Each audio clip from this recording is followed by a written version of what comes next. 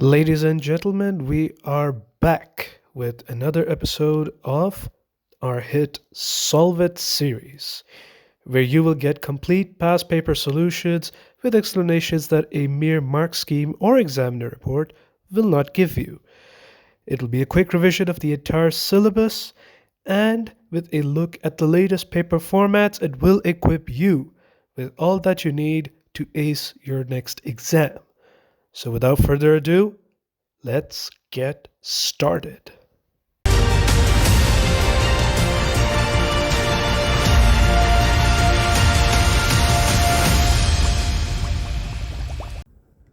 Assalamu alaikum everyone. This is Fahd Ansari and I'm here to help you conquer chemistry. Now before we begin, just to remind you that 88.4% of you still have not subscribed. So if you're one of these people, what are you waiting for? Please press the subscribe button and push the bell button for notifications so that you don't miss any videos. And then, without further ado, let's begin.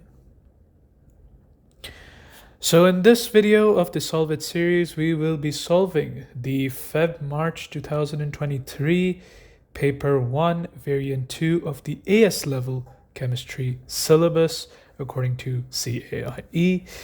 And this is the latest paper, by the way, guys. So if you're preparing for May, June 2023, when this video comes out, then you must watch this to get an idea of what type of questions you can expect in your MCQ paper.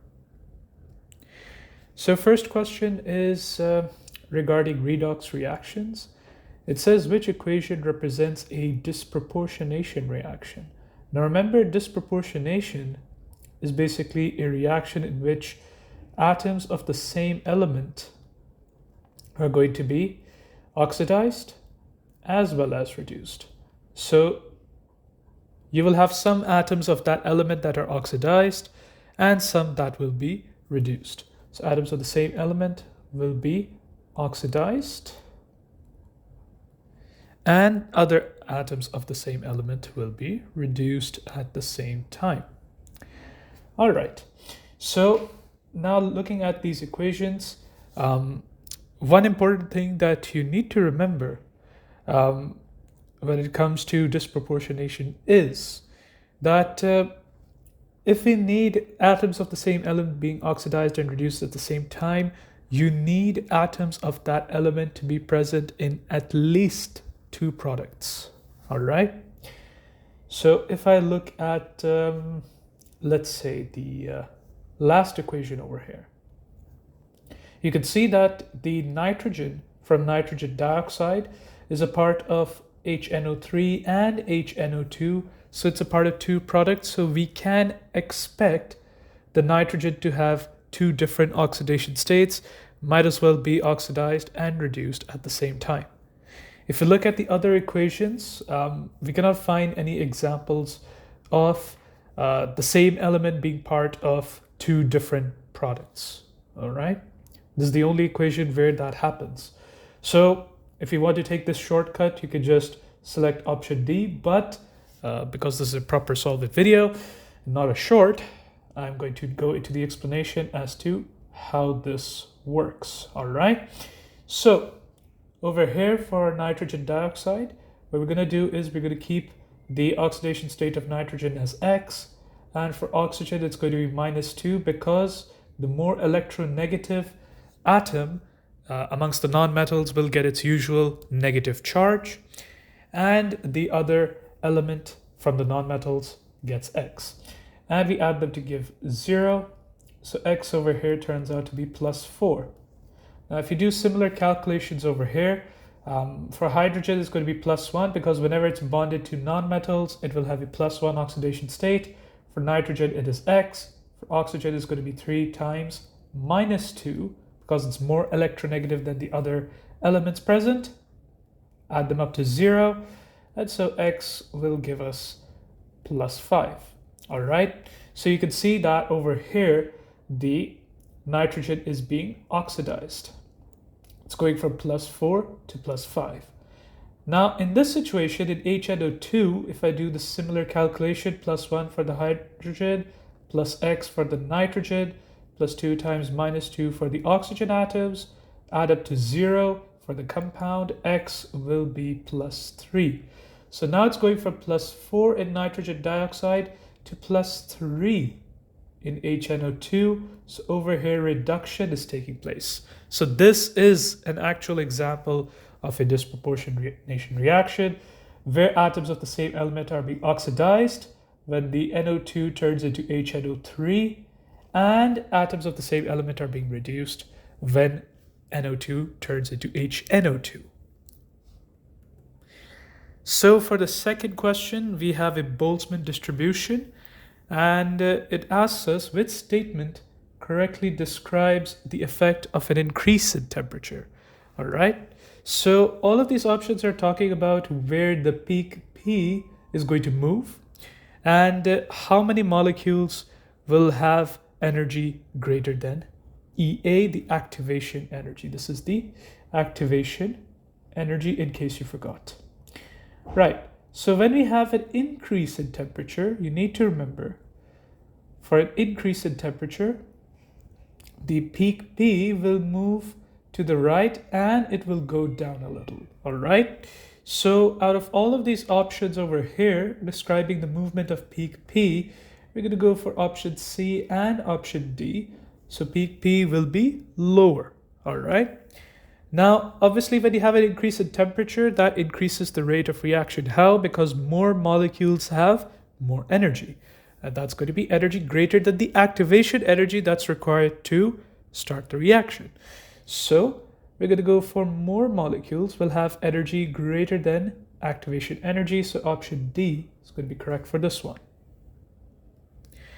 Now over here, we have 4 different experiments being carried out between calcium carbonate and hydrochloric acid. We are varying the particle size of the solid reactant calcium carbonate, and we are varying the concentration of the solution of hydrochloric acid. And we're going to see how long it takes for the same volume of gas to be produced. All right. So now over here for experiments 1 and 2, you can see that the particle size is the same pretty much. We have calcium carbonate powder, and the concentration of HCl is the same, and the temperature is also the same. So you can expect that both of them have approximately the same time. Now the time could be a little different depending on the actual particle size of calcium carbonate. We are not exactly measuring how large the particles are, how much surface area they have. So there could be a little bit of a difference in the time. All right. So you can see over here for experiments 1 and 2, the first 2 options, A and B, have the lowest difference in the times between 5 and 10 seconds. Option C and D have a very large difference, so we're not going to go there. All right. Now, we need to select which of experiment 3 and experiment 4 takes longer. All right. Now in experiment 3, we have large chips of calcium carbonate, same case for experiment 4. So we're not going to be considering this factor to play much of a role. The concentration of HCl is also the same. So again, this doesn't make much of a difference. The main difference is in the temperature. So in experiment 3, we are at room temperature, which is 25 degrees Celsius. And for experiment 4, it's 35 degrees Celsius. So over here, we have a higher temperature. So we have a higher rate of reaction. So that means we're going to have a lower time taken to produce the same volume of gas. And so we know that experiment 4 should take less time. So in options A and B, option B suits us better because 30 seconds is less than the 95 seconds for experiment 3, which should actually take longer because of the lower temperature. So option B is going to be correct for this one. Now over here, we need to calculate the equilibrium constant Kp for this reaction. All right. Now for the Kp expression, we need to have the partial pressure of ammonia in the numerator, and this is going to be squared because we have 2 moles of ammonia gas on the product side. Then we divide this by the partial pressure of hydrogen, which is going to be cubed because we have 3 moles of hydrogen gas on the reactant side. And then we multiply this by the partial pressure of nitrogen. We're not going to take any powers for this because there's only 1 mole of nitrogen gas. Right. Now we're going to plug in the values of partial pressure. So for ammonia, it is 4,000, so 4,000 squared, divided by the hydrogen, which is 8,000 cubed. All right. And for nitrogen, it is 7,000. So when you work this out, you're going to get option A, 4.46 into 10 to the power of -9. All right. They haven't asked for the units. All right. If they asked for a specific unit based on either kilopascals or pascals, we would have considered converting the partial pressures as well. But because they haven't specified the unit, they just want the numerical value. So we will go with whatever values we have been given in the question and calculate the Kp accordingly. Now over here we have a reversible reaction, and we need to see which change in conditions will do 2 things. 1, move the position of equilibrium to the right, and 2, increase the value of the equilibrium constant. Now, this can be made simpler by the fact that the equilibrium constant will only change with temperature. All right, no other variable is going to change the equilibrium constant except the temperature. All right. Now, based on this fact, we need to look at the delta H for this reaction, which is positive. It's endothermic. All right. So that means that if I were to increase the temperature, the position of equilibrium would go to the right-hand side. All right, because that would favor the forward endothermic reaction that would absorb the excess heat and bring the temperature back down. All right, and as a result, we would increase the equilibrium constant as well as move the position of equilibrium to the right. So an increase in temperature will be the correct option for this one. Now over here we have the formula of an ore silomelane. All right, and this is the very long and complicated formula. Now we have 2 oxidation states of manganese, X plus and Y plus, and we need to find possible values of X and Y. All right, so as we looked at in the first question, we can add up the oxidation states of everything in this and add it up to 0 because it's a compound. So we have barium. Barium is in group 2, so that's going to be +2. For manganese over here, there's going to be +X.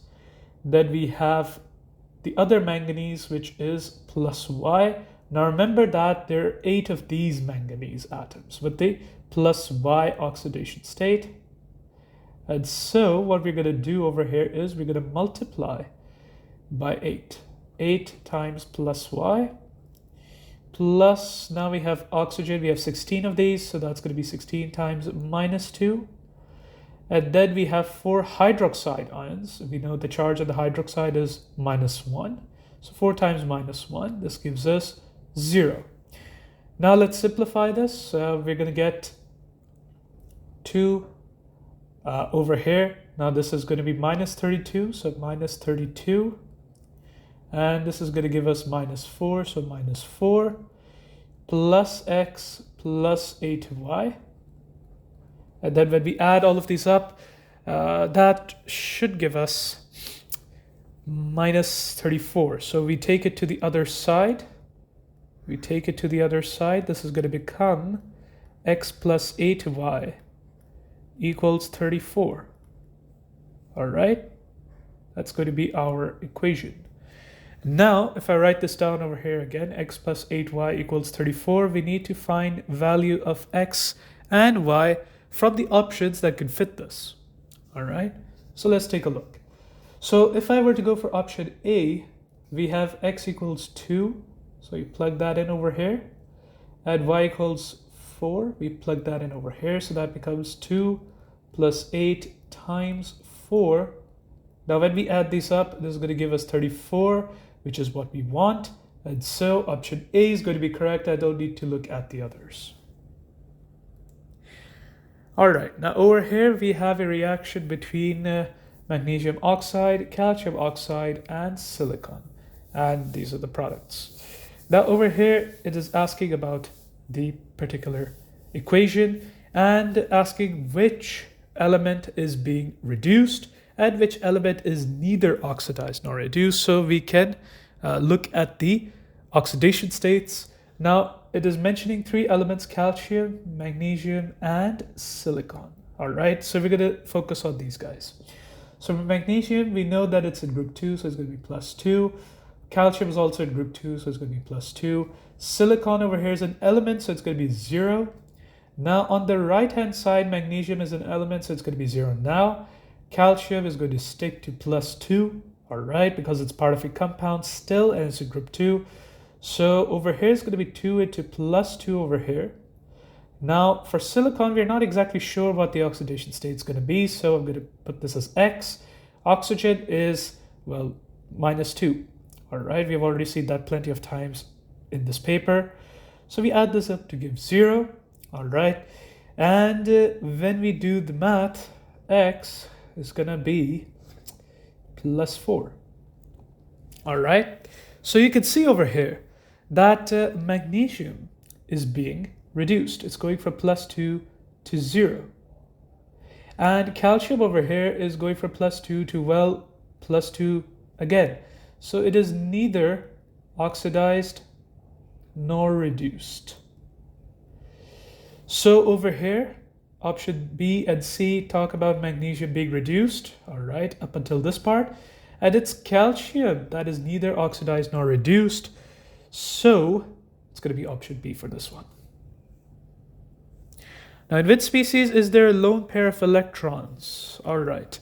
So now a shortcut to this is just to realize over here which ion carries a negative charge. It's obviously C. So without doing the working, I can go for option C. All right. But I'm going to explain to you how this works. So we have CH3, we have 3 carbon-hydrogen single bonds. All right. Now the thing is that the carbon has 4 valence electrons. 3 of them have been shared with the hydrogens and 1 is left. All right. So if it was just CH3, it would have no lone pair of electrons. It would have just 1 lone electron by itself. There's no pairing. If it were a positive charge, this electron would have been gone. So again, no lone pairs, no lone electrons at all. For CH3 negative, that means that the carbon has a complete outer shell and it gains an electron from the outside to get a negative charge. So we have our lone pair over here. So it's going to be option C.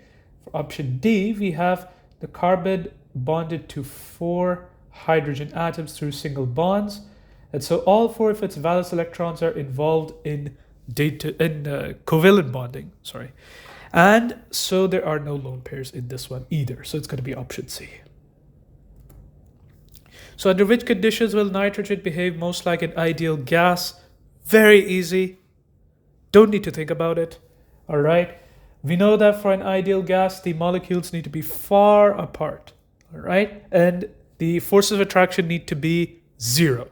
So for the temperature over here, the temperature needs to be high so that there are no forces of attraction, and the pressure needs to be low so that we have the molecules very far apart, so that the volume occupied by the gas is much, much greater than the volume of the particles themselves, which is said to be negligible for the ideal gas. So it's going to be option B. Now the equation for a chemical reaction is shown, all right, And we need to talk about the standard enthalpy change for this particular reaction. All right. So it says the enthalpy change when a total of 1 mole of product is produced. Well, that's incorrect. We have 1 plus 6, that's 7 moles of products produced. All right, so option A is incorrect. So the enthalpy change when a total of 1 mole of reactants is used. Again, this is incorrect. We have 1 plus 3 equals 4 moles of reactants. All right. So option B is incorrect. The enthalpy change when 1 mole of water reacts, again incorrect. We actually have 3 moles of water reacting here. So then we are left with option D. The enthalpy change when 6 moles of hydrogen fluoride are produced, and that is exactly what is happening over here. So it's going to be option D. So molten aluminium chloride has a simple molecular structure. All right. They've described it as well. So based on the description, we know there's going to be Al2Cl6, and you've studied this molecule in your syllabus, so you should know all about it. All right. It says all the chlorine atoms in 1 gram of molten aluminium chloride have the same mass. Well, that is not true, because we know that chlorine has 2 isotopes, chlorine 35 and chlorine 37. So it could be either of these 2 atoms, so they don't all have the same mass. 1 mole of molten aluminium chloride contains 6.02 into 10 to the power 23 aluminium atoms. In other words, it's saying 1 mole of aluminium atoms. That is not true, because we know that 1 mole of Al2Cl6 contains 2 moles of aluminium atoms. So this is incorrect. 1 mole of molten aluminium chloride contains 3.61 into 10 to the power 24 chlorine atoms. All right, let's take a look. So we know that 1 mole of Al2Cl6 contains 6 moles of chlorine atoms. So when we multiply 6, the number of moles by Avogadro's constant, we are going to get somewhere along 3.61 into 10 to the power of 24. Lo and behold. So that is the number of chlorine atoms in 1 mole of molten aluminium chloride. So it's going to be option C that will be correct. Just to check option D, it says the empirical formula of molten aluminium chloride is Al2Cl6. Well, that's incorrect, because we know that empirical formula gives us the simplest ratio. All right, simplest whole number ratio. We know that 2:6 between aluminium and chlorine can be simplified to 1:3. So the empirical formula would actually have been AlCl3, but that's not given over here. So option D is incorrect. We're going to stick with option C.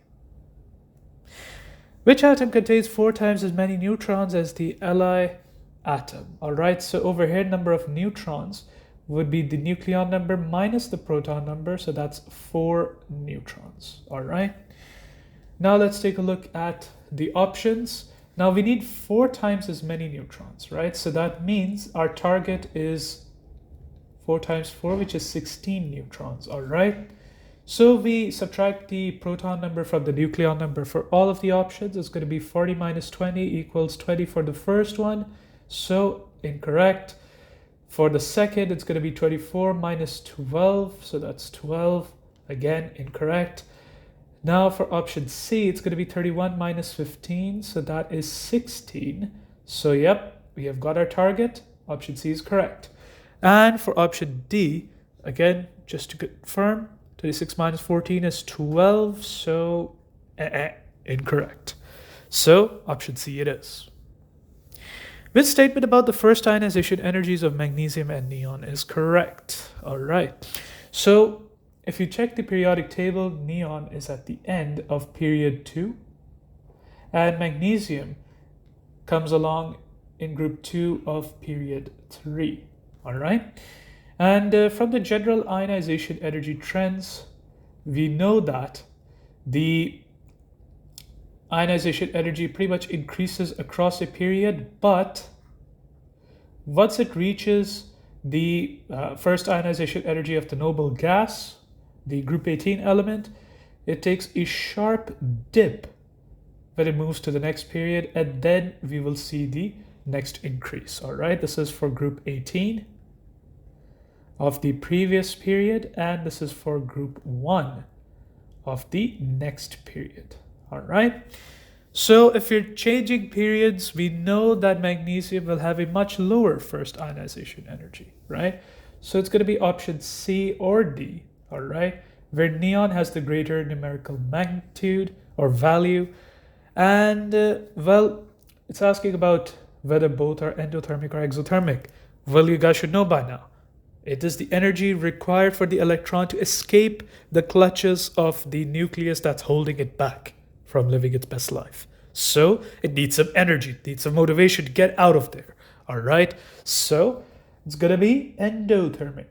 All right. So it's going to be option C over here. By the way, if you need any reasons for why this trend happens that I've shown you on this graph over here, then you need to remember that magnesium has one more electron shell, has one more principal quantum shell, and it has more shielding electrons. All right.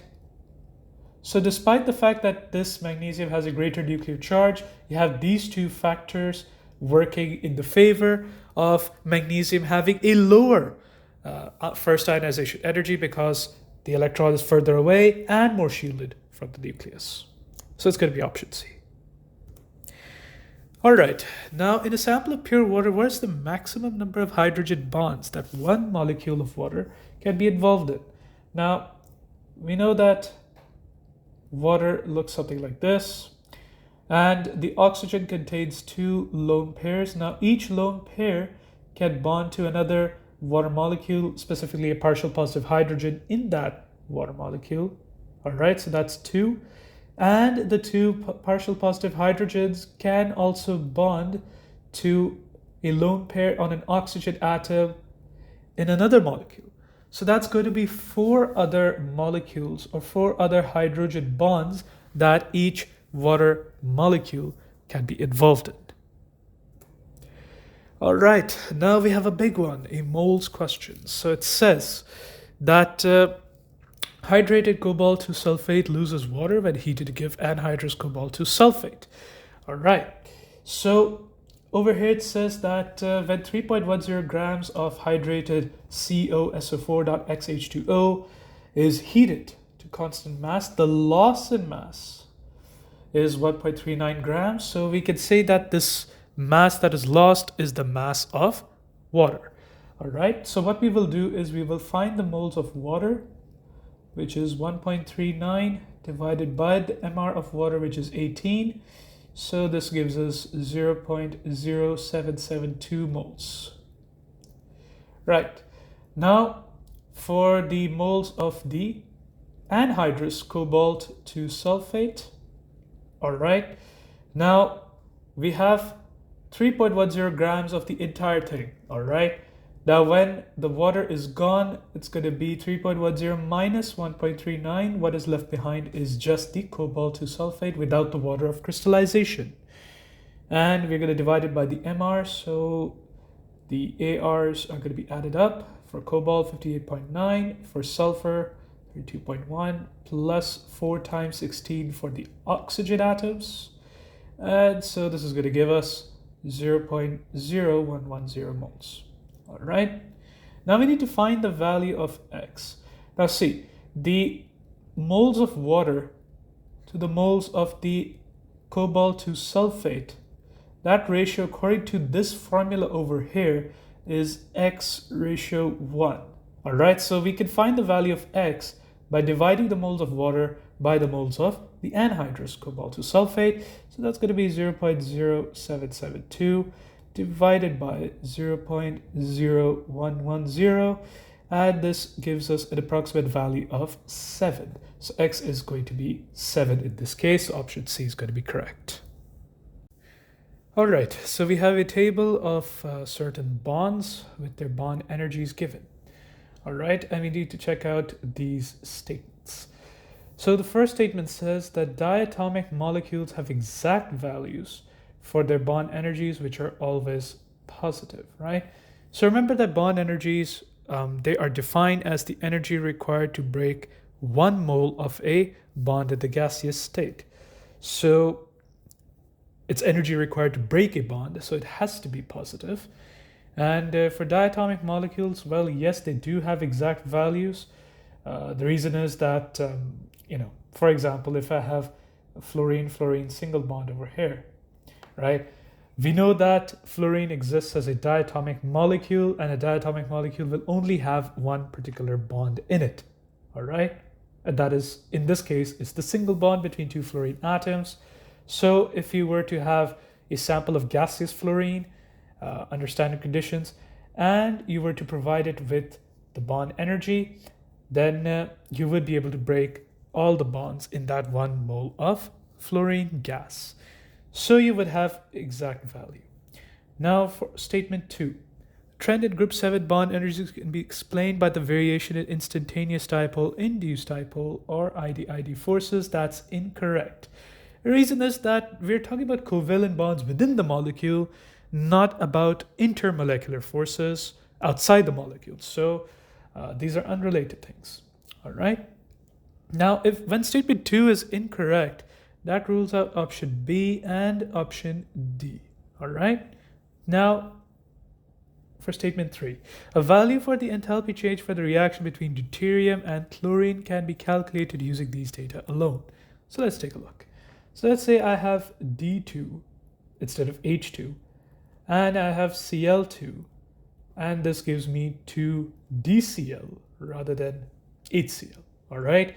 So I have the bond energy for breaking 1 mole of DD single bonds, and I have the bond energy for breaking 1 mole of ClCl single bonds. But do I have the bond energy required to be released when 2 moles of DCl single bonds are going to be formed? The answer is I don't. So statement 3 is also incorrect. There's more data that we need. So it's going to be option A for this one. So we have 2 procedures described, and we want to know which of these will produce the SO3. Right. So first statement over here, first procedure is sulfur being burnt in an excess of oxygen. All right. So we know that that will yield sulfur dioxide. All right. And then NO is added to the product mixture. Okay, so because we have an excess of oxygen, what that will do is the NO will be oxidized to NO2, and then the NO2 is going to react with the sulfur dioxide, and that's going to produce sulfur trioxide and NO. So over here, because the presence of excess oxygen and sulfur dioxide, we know that the production of SO3 from SO2 has been catalyzed with the help of nitrogen monoxide. Now over here, the second procedure, sulfur being burnt in excess of oxygen and then NO2 being added to the product mixture, well, that would also do the same thing, because once you have sulfur dioxide, the NO2 will react with it and produce SO3 plus NO, same as in this example over here. And so both procedures will give us some SO3 or sulfur trioxide. So we have a mixture of silver chloride, silver bromide, and silver iodide. It says P is shaken with dilute aqueous ammonia, a yellow solid Q remains.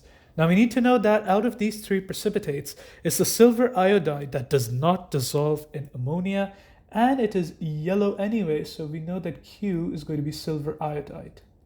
All right? Okay, now the mixture is filtered and Q is washed and dried. The filtrate is collected and treated with aqueous nitric acid. All right? So we know that the aqueous nitric acid is just going to react with the ammonia.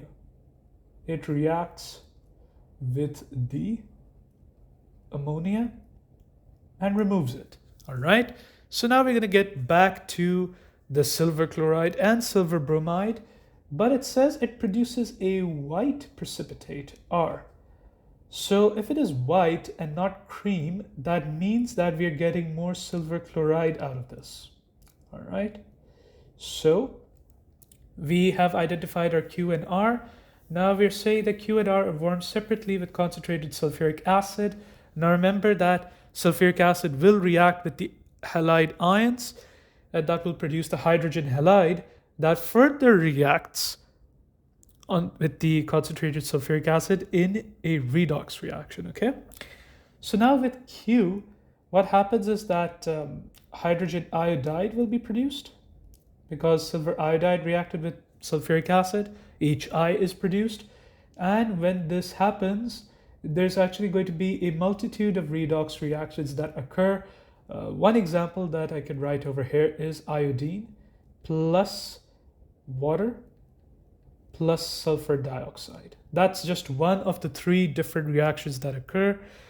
We also get sulfur as a solid, and we also get hydrogen sulfide. So the redox reaction can continue. But over here, we are interested in the color of the fumes. The iodine produces violet fumes. So it's going to be either option A or option B. Now for R. Now we know that R is silver chloride, okay? Now the interesting thing is that the HCl that is produced when silver chloride reacts with sulfuric acid, when the HCl is added to the sulfuric acid, no redox reaction is going to occur because the chloride ions are not a powerful enough reducing agent as compared to the iodide ions. They cannot lose their electrons that easily. They cannot become oxidized that easily. So we're going to stick with the HCl that was produced. All right, there's no further reaction taking place, and we know that HCl has steamy fumes. All right, so has to be option B for this one. So we have two period 3 elements X and Y. They burn separately in oxygen to form solid oxides. We know that the oxide of X is insoluble in water. Okay. And the oxide of Y dissolves in water to form a solution which dissolves the oxide of X. Interesting. All right. So what could X and Y be? All right. So let's take a look at the options for both of these. So we know that X over here, the oxide is insoluble in water. All right. For X, magnesium is, well, it's partially soluble in water. All right. So we will rule this out. The other three are definitely insoluble. All right. The aluminium and silicon oxides. Now for Y. We know that all of these are going to dissolve in water. All right. Now it says over here that the oxide of Y forms a solution that dissolves the oxide of X. Okay. So both of these oxides need to be of opposing natures. Right. Now we know that silicon and sulfur are both acidic. All right. Their oxides are both acidic, so it cannot be option D. Right? Same case for option C. Again, both are acidic oxides, so they will not dissolve each other. All right? That leaves us with option A. We know that aluminium oxide is insoluble in water, and we know that when we form a solution of the oxide of Y, which is going to be sodium hydroxide, all right, sodium hydroxide will in fact react with aluminium oxide. Why? Because aluminium oxide is amphoteric. It reacts with both acids and bases. And it's going to give us a salt and water. All right. And the salt is going to be NaAlO2. That's sodium aluminate. And we're going to get some water. All right. And if I were to balance this, I'm going to get this and this. All right. And that basically pretty much sums everything up. All right, so it's going to be option A. Now, which row describes the structure and bonding of SiO2 and SiCl4? Again, very, very easy. All right. We know that silicon oxide and silicon chloride, they are both covalent. All right, you have to remember this. They're both covalent. So we're going to cancel out options C and D because they mention ionic bonding. In SiO2, that's not the case. Now, for SiO2, you need to remember that it has a giant tetrahedral structure, kind of like diamond. All right, so both options give us that. All right. Now for SiCl4, you need to remember that this does not give us a giant structure. It gives us a simple molecular structure. You have discrete units of 1 silicon and 4 chlorine atoms called molecules that are small and simple.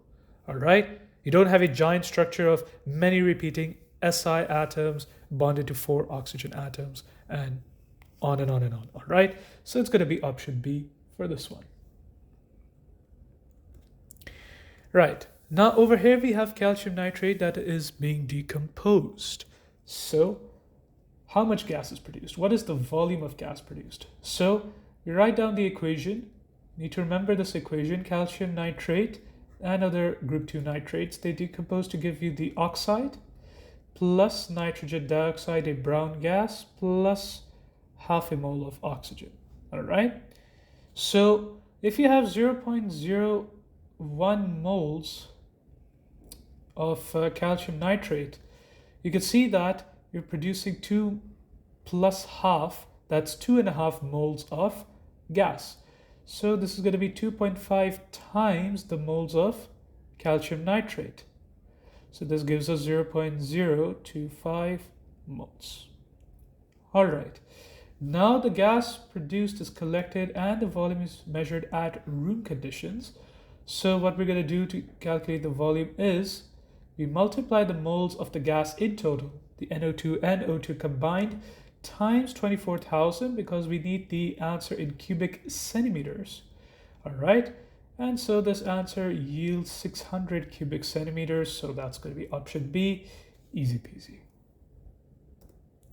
Right. Now we have two elements in period 3, V and Z. All right. And we've been given the atomic and ionic radius. Now looking at these, you can see that the atomic radius for V is larger than the ionic radius. So that means that V loses electrons. All right, and it's going to form a cation, a positive ion. And when it loses electrons, it's going to have one less electron shell, and so that's why the ionic radius is smaller. For Z, on the other hand, the atomic radius is smaller than the ionic radius. That means that it gains electrons, all right? And when it gains electrons, the electrons are going to repel each other, and so they're going to spread out and give you a larger ionic radius. So Z is going to gain electrons. It's going to form an anion. So that's the information that we can get from this table. Let's take a look at the options. Now it says ions of V and Z have the same number of full electron shells. That is not true, right? Because when V loses electrons, it's going to now have 2 shells. But when Z gains electrons, it's going to keep its 3 shells because they're all in period 3, right? Ions of Z are positively charged. Nope, they're negatively charged. It's an anion. Z has a greater electronegativity than V. Yes, that is the situation, all right? Because it has a greater electronegativity, it's able to gain electrons, all right? It's further to the right of the period 3 than V, and we know that when elements are further to the right, they are more electronegative. The nonmetals are more electronegative than the metals. So it's going to be option C in this situation. And just to confirm, V has more outer electrons than Z. That's not the case, because if that were the case, then V would have been gaining electrons to complete its outer shell rather than losing them. So it's going to be option C. So which property shows a decrease from magnesium to barium? We are talking about group 2.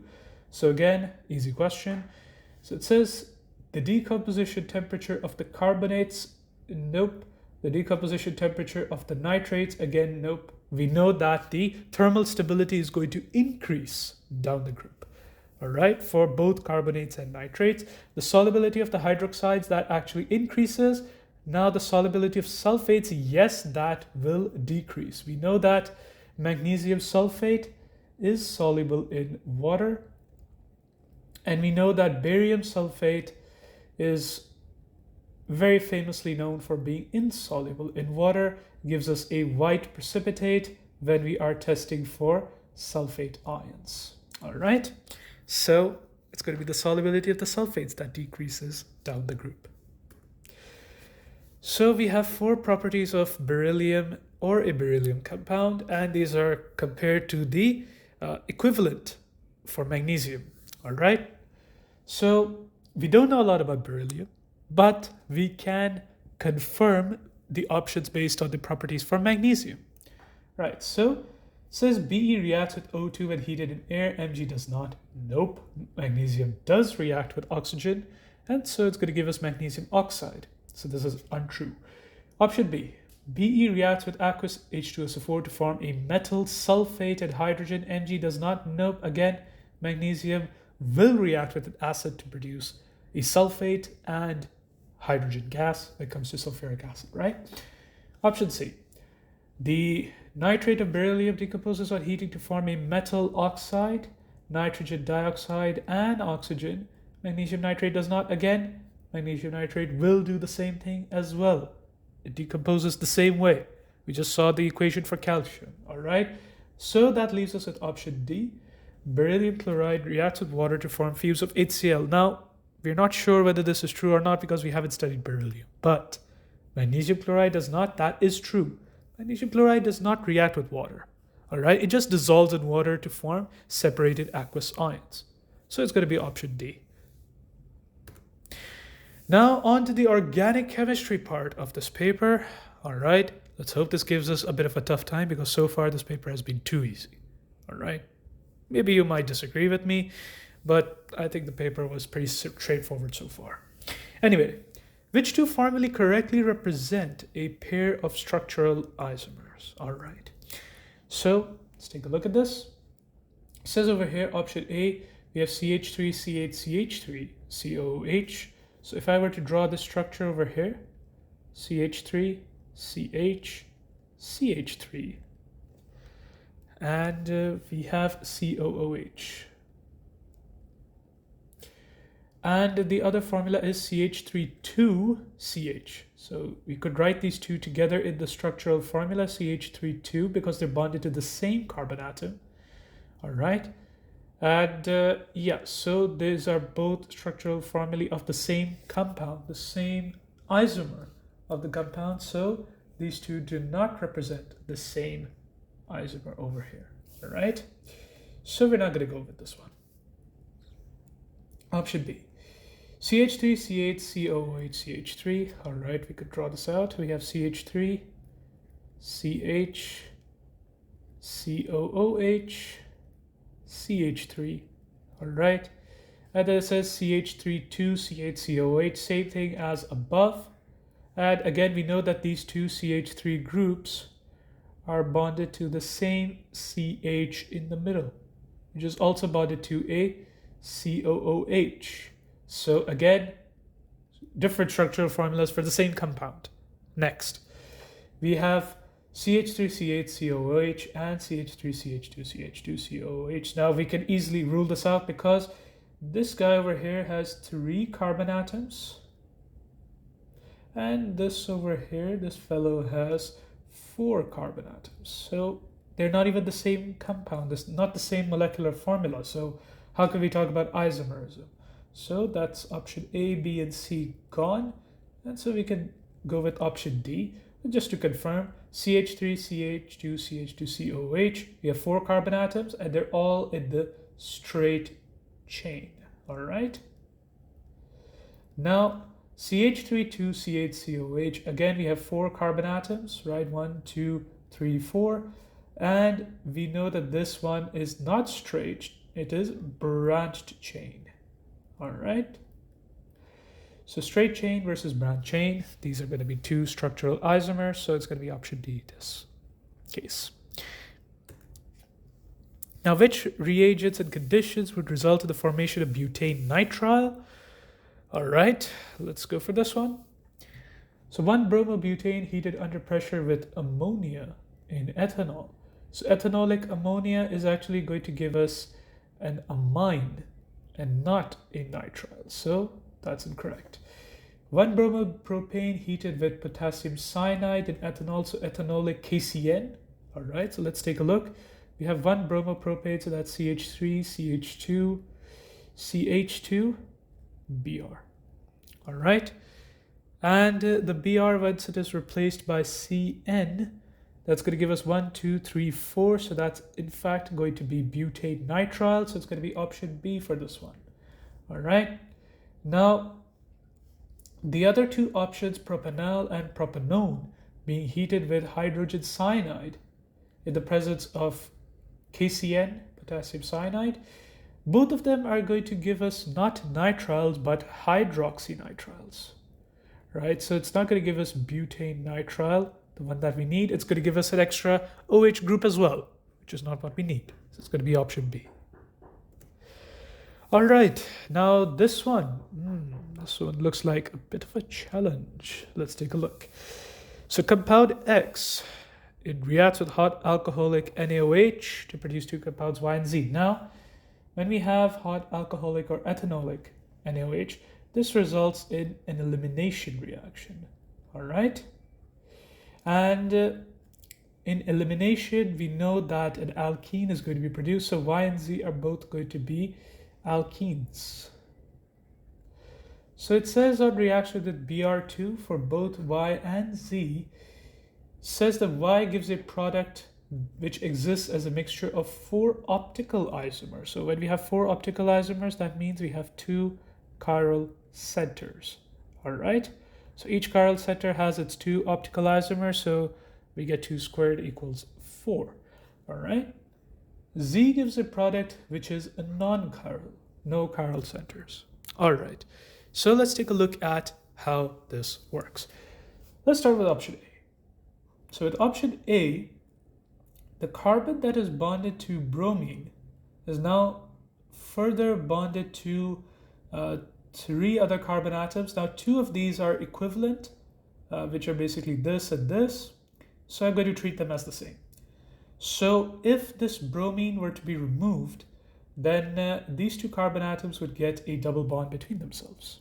All right, and once this then reacts with bromine, both of these carbon atoms will be bonded to a bromine. So if I erase this double bond in the first place, this carbon atom will get its bromine back, and this carbon atom will get a bromine as well once the double bond reacts with the bromine. So we get this. All right, now in this situation, you can see that this carbon atom is chiral because it is bonded to CH3 and a Br. And when we talk about cyclic rings, we draw a dotted line to the opposite end of the cycle, right? The cyclic part of the structure, and see whether it's a line of symmetry or not. In this case, it isn't, because you have this CBr on this side, but not on the left side. And so this is going to be chiral. Now, if we talk about this carbon atom, this is bonded to H and Br, so 2 different groups. Draw a dotted line to the opposite end of the cyclic part, and we can see that it is not a line of symmetry because a carbon on this side is bonded to Br and CH3, but there's no equivalent on this side. So we have 2 chiral centers, so we basically know that the product of the elimination, which was Y, gave us this particular product with 2 chiral centers. So Y is check. Now let's talk about Z. Let's see if this can give us the option for Z. We just need to erase all of this, and then we're going to start over. Now the thing is that for Z, the other option is that other than these 2 carbon atoms losing a hydrogen along with the bromine in the elimination, this carbon atom, the methyl group, can also lose an H. All right, and so that will form the double bond over here. And then once it reacts with bromine, this bromine is going to come back, the double bond is gone, and this CH2 that was there in the double bond will now have a Br. All right. So if I were to just make this a little clearer, get rid of the double bond, and we have CH2Br and Br. All right. So that is the product. Now we need to confirm whether it's non-chiral. The thing is that yes, this carbon atom is bonded to two different groups, a Br and a CH2Br, but if I draw the dotted line to the opposite end of the cyclic part of the structure, is it a line of symmetry? Yes, it is, right? Because you have CH2, CH2 on the side, and CH2, CH2 on this side. And so this is not a chiral center. So Z has given us this product. So option A is going to be your correct answer. So, even if they did give us a difficult question, fortunately for us, the first option was the correct option, so we didn't even need to explore the others. All right, now for this question, we have a compound alidin S, and when it is heated under reflux with an excess of potassium dichromate 6, compound M is going to be formed. All right, so let's take a look at what this could mean. So we have some alcohol groups, and these could be oxidized. All right, this OH over here is bonded to carbon, that's further bonded to two carbon atoms. So this is secondary. All right, so it's going to form a double bond with the oxygen, and the H will be gone. It will form a ketone group. This OH over here is bonded to a carbon that's further bonded to just one of the carbon atoms, so it is primary. All right, this was secondary, and this is primary. So this is going to give us a carboxylic acid. All right, so two H atoms are gone, and an oxygen atom has been added. All right, in the first case, one hydrogen atom was removed.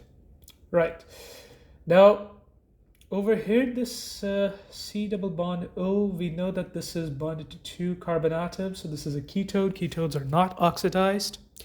And finally, we have this OH. All right, this carbon atom is further bonded to 1, 2, 3. So this is tertiary, and we know that tertiary alcohols do not get further oxidized, so we have only two groups being oxidized.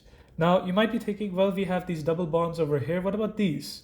Well, the thing is that this is potassium dichromate 6. Okay, this is K2Cr2O7. The oxidation of alkenes only occurs with KMnO4, so you're not going to consider that. All right, now keeping all of this in mind, what is the molecular formula of compound M? Not for alidin, but for compound M after the oxidation is done. All right, so the easy thing to do is to first count the number of oxygen atoms. So we have 1, 2, 3, 4, 5. All right, so we have 5 oxygen atoms. All right, so that immediately gets rid of options C and A. So we're left with options B and D. All right, and well, you don't need to count the number of carbon atoms. There are 15 in all 4 options, so don't waste your time. Now we need to just count the number of hydrogens. All right, so now let's count the number of hydrogens. This is going to be pretty tricky, so stay with me for this one. All right, so start from over here. So you have 2 hydrogens over here, plus 2. Now this carbon atom is bonded to 1, 2, 3, 4 carbon atoms, so no hydrogens over here, so 4 so far. All right, this carbon atom is bonded to 3 hydrogens, so that is 7. This is 8. All right, and this carbon atom again is bonded to 4 other groups, right? 3 carbon atoms and 1 OH, so no other hydrogens bonded to this one. So far we have 2 plus 2 plus 3, all right, plus 1 for the OH. All right, let's keep moving. This carbon is not bonded to any hydrogens either. This carbon atom over here, again, 4 bonds can be seen, so it's not bonded to a hydrogen. This carbon atom, again, 4 bonds can be seen. For this, 4 bonds can be seen. So no hydrogens hidden in the skeletal formula. For this, yeah, we have a hydrogen for this one because only 3 bonds can be seen. So that's going to be +1 for this. And yeah, we have a carbon over here. So that's bonded to 3 hydrogens. So that's going to be +3. All right. And. Okay, so for this one, 4 bonds can be seen, no hydrogens. 4 bonds can be seen, no hydrogens. For this one, we have 1, 2, 3, so that would be +3. For this one, well, 4 bonds can be seen again, and for this we have +1. All right, so if I add all of these up, we have 4 + 3, that's 7, +2, that is 9, 12, 15, 16 hydrogens. All right, so that is 16 over here. So option B is going to be correct. That is the molecular formula for compound M. Phew. All right, finally got a tough question, at least as far as the timing is concerned. All right, let's move on. Okay, so we have cyclohexene. All right, and we basically have several structural isomers that are straight chain alkenes. The number of double bonds in each of these molecules is P. All right. Okay. So we know that the general formula for alkenes is CnH2n. All right. So that basically means 1 carbon-carbon double bond. But over here we have C6H10, not 12. So that means that apart from the 1 carbon-carbon double bond that is necessary for an alkene, we have another double bond over here. All right, that double bond came about by removing 2 hydrogens from the 12 from the general formula. So we have 2 double bonds. So the value of P is going to be 2. Now, what is the shape of cyclohexene? All right, so let me draw a hexagon with carbon atoms in it. All right. Now the thing is that cyclohexane with no double bonds is C6H12. All right. Now because we have C6H10, that means that we have 1 double bond somewhere. All right. Let's say over here. Now over here, for these 2 carbon atoms, we have 3 atoms they're further bonded to with no lone pair. So for these 2, we could say that we have a trigonal planar shape. All right, so we might be convinced to think that the whole molecule is planar. No, that's not the case. If we talk about this carbon atom, for example, it is bonded to 1, 2 carbon atoms and 2 hydrogen atoms. So that's 4 bonds and no lone pair. So that actually results in a tetrahedral shape. If you know tetrahedral is a 3-dimensional shape, it's not planar. So non-planar is going to be the shape for cyclohexene, and P is going to be 2, so that's option D. And now we have exhaust gases from an internal combustion engine, and we pass them through a catalytic converter, which has a number of reactions to convert these exhaust gases into less harmful gases. So it says over here the type of reaction that removes carbon monoxide. All right. So now the carbon monoxide is going to gain oxygen and it's going to be oxidized to CO2, which is less harmful. So carbon monoxide is removed by oxidation. The type of reaction that removes unburned hydrocarbons, let's say, for example, we have methane. Methane is harmful, all right, causes photochemical smog. But if you were to oxidize this, then this would be converted to CO2, which is less harmful. And we have water that is dripping out of the exhaust pipe. So this is going to be oxidation as well. So option A is going to be correct for this one. So which compound reacts most rapidly with an aqueous silver nitrate solution by an SN1 mechanism? Right. So for SN1, we know that we need to have a tertiary halogenoalkane. All right. So for this, we know that all of these halogenoalkanes are based on methyl propane, right? So methyl propane looks something like this. So you have 3 carbon atoms in the straight chain and 1 side chain, which is methyl bonded to the carbon atom in the middle. So that's carbon atom number 2. So if carbon atom number 2 is bonded to the halogen, that is going to give us a tertiary halogenoalkane. The carbon bonded to the X is bonded to 3 other carbon atoms. So it's going to be either option B or option D, because the halogen is bonding to carbon atom number 2. So whether X is chloro or iodo, now it says reacts most rapidly. So that means that the CX bond needs to be weak, all right? And it can be weak by having a large bond length, all right? It has a large bond length, the bond energy will be lower, and so it will break up and react faster. So in the case of chloro and iodo, it has to be iodomethylpropane. That is going to give us a faster reaction. So tartaric acid is found in many plants, and we react tartaric acid with LiAlH4 to form the organic product J. What happens when NaOH is added to separate samples of tartaric acid and J? Okay, so with LiAlH4, the CO2H groups in tartaric acid will be converted into primary alcohol groups. So we're going to get HOCH2 over here and CH2OH over here. And the alcohol groups, obviously, they're not going to be further reduced, all right? And when we get the product J, it has no carboxylic acid groups left, and so they're not going to react with NaOH. So only the tartaric acid will react with the NaOH, not compound J, because it only has alcohol groups, and alcohol groups do not react with alkalis like NaOH.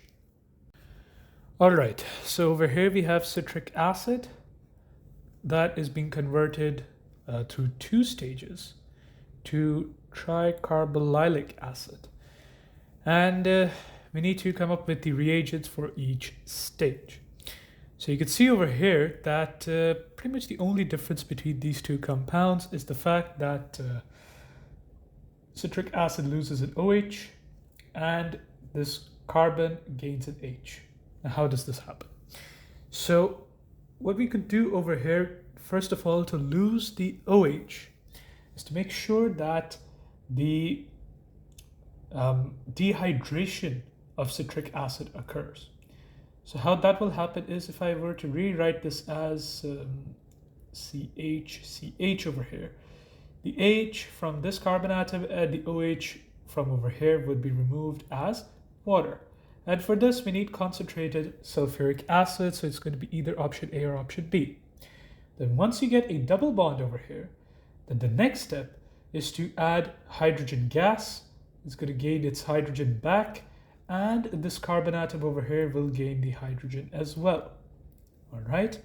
And so for this, the hydrogenation of an alkene takes place with the help of hydrogen gas and nickel catalyst. So it's going to be option A for this one. We're not going to use LiAlH4 because that could reduce the 3 carboxylic acid groups that we have over here, and that's not going to be good. So it's going to be option A for this one. All right, so we have P, which is C5H10O, and it says that it produces an orange precipitate with 2,4-DNPH. So that means that P over here can either be an aldehyde or a ketone. So we have to find the isomers of P that are either aldehydes or ketones. So let's take a look at this. So let's say I go for the aldehydes first. So I have 5 carbon atoms in the same straight chain. All right. For the aldehyde, the CHO group has to be at the end. All right. So that's going to be 1 isomer. All right. Now, if I were to decrease the number of carbon atoms in the main branch by 1, all right. So we know that, again, the carbon atom at the end has to be the aldehyde group, CHO group, and the side chain could either be on this carbon atom over here right next to the aldehyde group, or it could be over here. All right. So we have 2 options over here for the the CH3 group. So that's going to be 2, all right? And if you notice, if I were to place the CH3 over here, then this carbon atom bonded to H and CH3 and the aldehyde group and CH2CH3, this would make it a chiral center, so it will have an optical isomer as well, so 2 plus 1. All right. If I were to place the CH3 over here, then no such chiral center would arise because this carbon atom over here would be bonded to 2 CH3 groups, one over here and one over here. Right.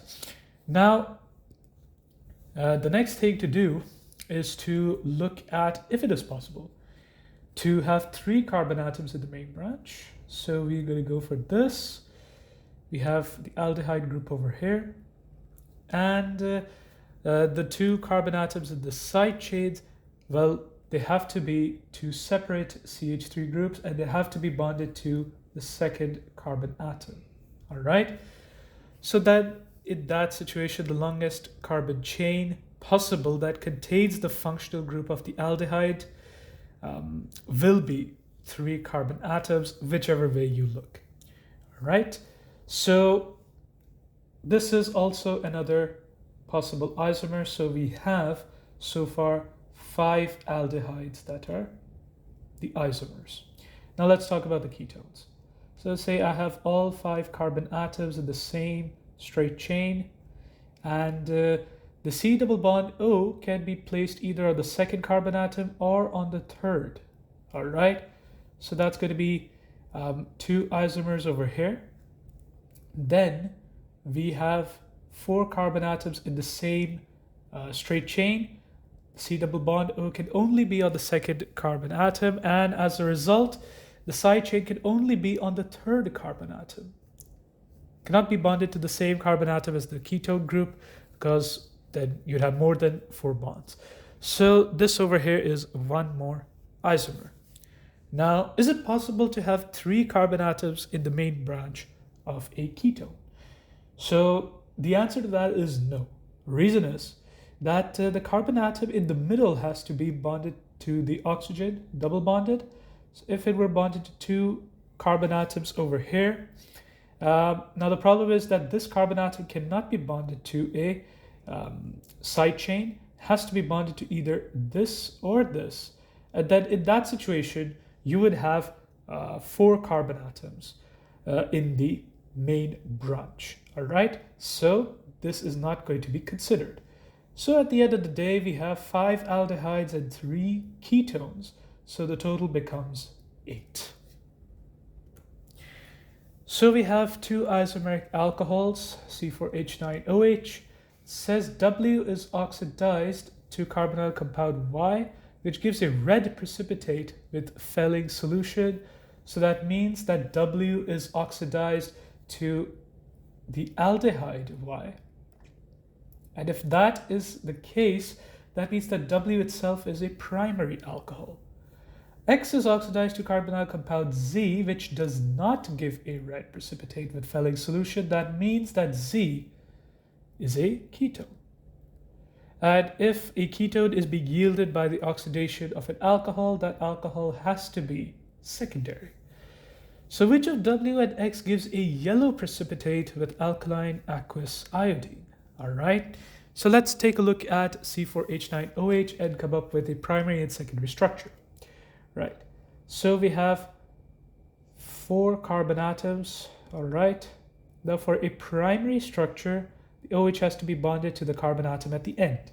All right, this carbon atom, well, it is bonded to 2 hydrogens, hydrogens, hydrogens, and 3 hydrogens for the last one. All right, over here we have this structure for W. Now for X, what we need is that the OH has to be bonded to the second carbon atom in the main branch. All right, so OH has to be over here. So this is going to be CH3, CHOH, CH2, CH3. Now the thing is that alkaline aqueous iodine gives a yellow precipitate with which group? Gives it to us with CH3, CHOH. And this group is contained in compound X, but it's not there in compound W, right? So X only is going to react with alkaline aqueous iodide and give us a yellow precipitate. So the ester ethyl butanoate can be hydrolyzed using excess of dilute sodium hydroxide, which substance is a product of this reaction. All right. So it's definitely not going to be water because water is a reactant. It's hydrolyzing. All right. Now you can see that all these products contain Na. So we have to deal with the acid that is produced that reacts further with the sodium hydroxide and then forms a salt. Now from ethyl butanoate, we know that the butanoate part is the part that gives us the acid. So it has to be butanoic acid. It needs to have 4 carbon atoms. So now out of all of these options, only option A contains 4 carbon atoms. So CH3, CH2, CH2. And then we have the carboxylate group that is bonded to the sodium ion from the sodium hydroxide that gives us the salt. So option A it is. Right, now we have a carboxylic acid Q, which reacts with magnesium in excess and produces 380 cubic centimeters of gas at STP. All right, so now what we're going to do is first we're going to find the moles of gas, and that gas is going to be hydrogen, because when you react an acid with a metal, you get hydrogen gas. So 380, this is in cubic centimeters. You divide this by the molar gas volume at STP. Now that is not 24,000. It's going to be 22,400. All right. That's going to give you the moles of hydrogen. All right. Now the next step is to derive a general equation for the reaction of Q with Mg. So assuming that Q has one carboxylic acid group, this reacts with Mg, all right, and this is going to give us RCOO2 Mg, because each carboxylate ion has 1 negative charge, the magnesium has a 2 plus charge, and we get H2, so this is going to be 2 over here, right? So now you can see that the moles of hydrogen, when you multiply this by 2, you're going to get the moles of the acid, all right? And when you divide the mass by the moles, you'll get the MR. You know that moles equals mass divided by MR. So we can rearrange this. That's going to give us MR equals mass divided by the moles. All right. So the mass is 4 grams. The moles of hydrogen over here that we found out previously, that's going to be multiplied by 2 because we have a 1:2 ratio between hydrogen and the acid Q. So once you do this, you get 118. And that's going to be your relative molecular mass of the carboxylic acid Q. All right. Now over here we have an infrared spectrum, and we need to see which compound could give us the spectrum. All right. Now see over here, if we only focus on the absorptions beyond 1500 per centimeter, because those are the important ones, you notice that we have 2. One is over here, which is at around 1700 per centimeter. So that basically yields the C double bond O group. And we have this little absorption over here. Now this is at approximately 3000 per centimeter. And now you might be thinking that this could be because of either NH or OH. But the problem is that their ranges are very, very large. So the peak or the absorption has to be broad. All right. This is very narrow. And that actually points towards C single bond H. All right. So because we have no broad absorption that alludes to O single bond H, so we need to find the option that does not contain OH. All right. So that's not going to be option A because that contains COOH. All right. Not going to be option B either because we have the alcohol group. It's not going to be option D either because, again, alcohol group over here. So it has to be option C with the carbonyl group over here and no O single bond H at all. So it's option C. Right, now we have cyclohexaone, and this is treated with a solution of bromine and tetrachloromethane in the dark. All right, so that means that the reaction that takes place over here is not going to be free radical substitution. All right, the reason is for free radical substitution, you need UV light. This is the dark.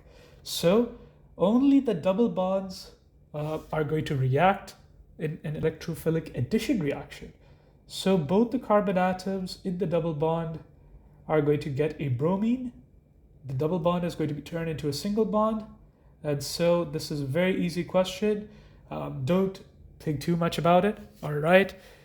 Normally in organic chemistry questions, it's easy to overthink it. But in this question, you don't really need to. So this is just going to be option B, easy peasy. Let's move on. Finally, we are at the last question. 2-methyl-butene is reacted with hot concentrated acidified potassium manganate 7 solution. All right. What are the products of this reaction? Now let's draw the structure of 2-methyl-butene, right? So butene means that we have a double bond in the middle of the main branch with 4 carbon atoms, all right? And the 2-methyl means that the second carbon atom is bonded to a CH3. You have a CH3 over here, and we have a C. Let's see, we have an H, CH, and CH3 over here. All right. So now what will be the product? So remember that for hot concentrated KMnO4, that the double bond is going to be ruptured. All right, so this is going to break. Now this carbon atom is bonded further to 2 carbon atoms, so we're going to get a ketone. Specifically, it's going to be propanone. All right, so it has to be either option A or B. Now for the other part, now this carbon atom is bonded to a hydrogen and a carbon atom. Now, initially it will form an aldehyde, but this will eventually oxidize to give us a carboxylic acid. Specifically, it's going to give us ethanoic acid. All right, ethanol might be made in the middle, but that will be further oxidized because we have a very strong concentrated oxidizing agent that will give us the carboxylic acid at the end. And so we're going to go with option B. So we are done finally with yet another episode of the SolveIt series. This was the latest Feb-March 2023 paper 1 variant 2, which you can use to gauge your preparation for the AS Chemistry paper 1 coming up in June. So if you understood all the concepts, that's great. If you did not, go back and revise. And if there are any questions whose explanation was not clear to you, leave that in the comments and I'll get back to you. And if you enjoyed this video, don't forget to like and share it with your friends and subscribe to the channel. Inshallah, I'll see you in the next video.